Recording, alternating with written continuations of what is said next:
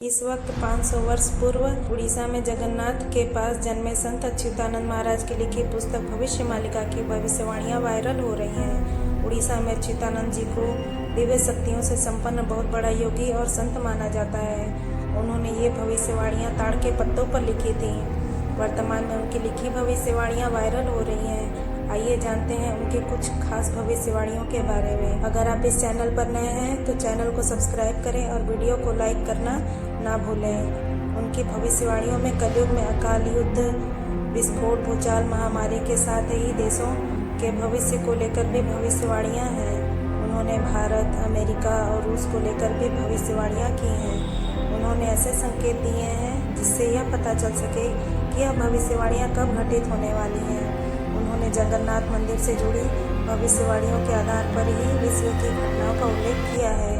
उन्होंने कलयुग के अंत और इस काल में घटने वाली घटनाओं का भी जिक्र किया है। नंबर 1, यूरोप की लगभग सभी आबादी नष्ट हो जाएगी। कुछ समय के बाद अमेरिका पानी में डूब जाएगा। अंत में रूस सफलता प्राप्त करेगा। विजयी रूस को आगामी अवतार वश में करेगा। लोग कीट पतंगों की तरह मरेंगे और विश्व की जनसंख्या 64 करोड़ ही रह जाएगी। चीन तबाह हो जाएगा। रूस हिंदू राष्ट्र बन जाएगा। भारत का अंतिम राजा ऐसा होगा जिसकी कोई संतान नहीं होगी। वह एक योगी पुरुष होगा। भविष्य मालिका के अनुसार 2025 के बाद का समय एक विभीषिका के समान होगा। वहीं लोग बचेंगे तो सत्य और धर्म के मार्ग पर चलेंगे।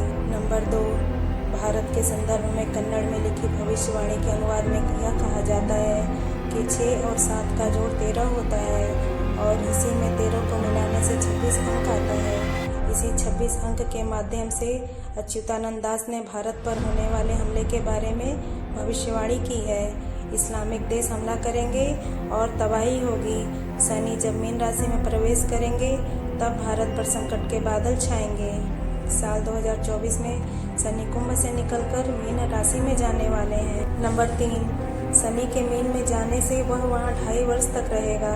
भविष्यवाणी के अनुसार एक संत के हाथों में होगी देश की बागडोर, जो अविवाहित होगा। भारत पर चीन और मुसलमान मिलकर आक्रमण करेंगे। इसी भविष्यवाणी के संदर्भ में कहा जाता है कि यदि भारत पर कोई हमला होता है तो उस समय देश की बागडोर नरेंद्र मोदी या योगी आदित्यनाथ के हाथों में होगी। नंबर 4, जगन्नाथपुरी को जोड़ने वाले एक राष्ट्रीय मार्ग का निर्माण होगा। उड़ीसा का अंतिम राजा एक बालक वृद्ध होगा, यानी बाल बुद्धि होगा। पुरी के अंतिम राजा गजपति महाराज होंगे। भगवान जगन्नाथ के धामपुरी मंदिर के ऊपर से पत्थर नीचे गिरेंगे और मंदिर का ध्वज कई बार गिरेगा। वर्तमान में ध्वज जलने और गिरने की घटना हुई थी। समुद्र का जल स्तर इतना बढ़ जाएगा कि अंत में भगवान जगन्नाथ के विग्रह को दूसरे स्थान पर ले जाया जाएगा। इस दौरान प्राकृतिक आपदा के चलते भारतवर्ष में नीलांचल समुद्र के गर्भ में विलीन हो जाएंगे। नंबर 5, बुजुर्गों और शिक्षकों का निरादर होगा। वहीं पाखंडी लोग धर्म गुरु बनकर लोगों को छलेंगे। भविष्य में लोगों के मन में धर्म, संवेदनशील प्रेम और संस्कार खत्म हो जाएंगे। नेक और धार्मिक भक्तों का मजाक उड़ाया जाएगा। धीरे धीरे आस्तिकों की संख्या घटेगी और यह दुनिया आस्तिकों और नास्तिकों के बीच विभाजित हो जाएगा। इंसान व्यभिचारी हो जाएंगे। पुरुष का पुरुष से और महिला का महिला से अप्राकृतिक संबंध बनेगा। इंसान के घर पर जानवरों का हमला होगा। आए दिन इंसान और जानवरों में भिड़ंत होते दिखेंगे। नंबर 6, प्राकृतिक आपदाएं तबाही मचाएंगी। विचित्र महामारी और बीमारियों से जनता त्रस्त रहेगी। हवाएं लोगों को बहुत परेशान करेंगी। महंगाई इतनी बढ़ जाएगी कि जनता सड़क पर आंदोलन करेगी। वर्तमान में यही सब कुछ हो रहा है। नंबर 7, कलयुग के अंत के समय जीवन देने वाला सूर्य जीवन लेने वाला बन जाएगा। महागुप्त पद्मकल्प के अनुसार भगवान जगन्नाथ अपने हाथ में 12 हाथ की खड्ग लेकर पूरी धरती पर भ्रमण करके समस्त मलेच्छ लोगों को संहार करेंगे। जब सभी का संहार हो जाएगा तभी कलयुग का अंत हो जाएगा। भगवान कल्कि का जन्म संभल ग्राम में होगा। संभल ग्राम उत्तर प्रदेश में भी है और उड़ीसा में ही है।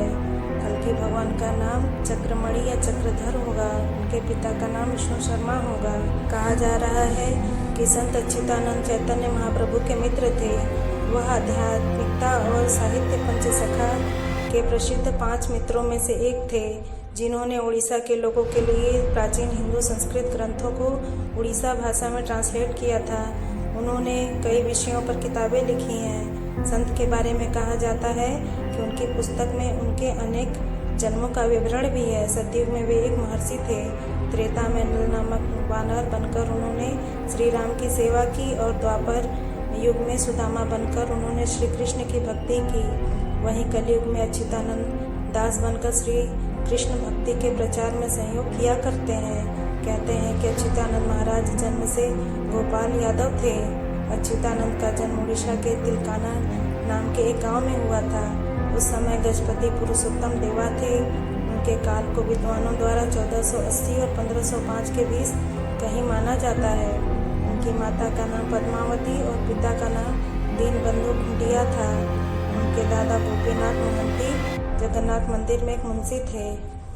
लोगों का मानना है कि उन्होंने अपनी सभी पुस्तकें अपनी योग शक्ति से लिखी हैं। कहा जाता है कि उड़ीसा में 1 लाख मालिका की पुस्तकें हैं, लेकिन इस समय सैकड़ों पुस्तकों की ही जानकारी लोगों को है। हालांकि यह सभी पुस्तकें जगन्नाथपुरी के महंतों के अधिकार में हैं। कहा जा रहा है कि इन पुस्तकों को हर किसी को नहीं दिखाते हैं।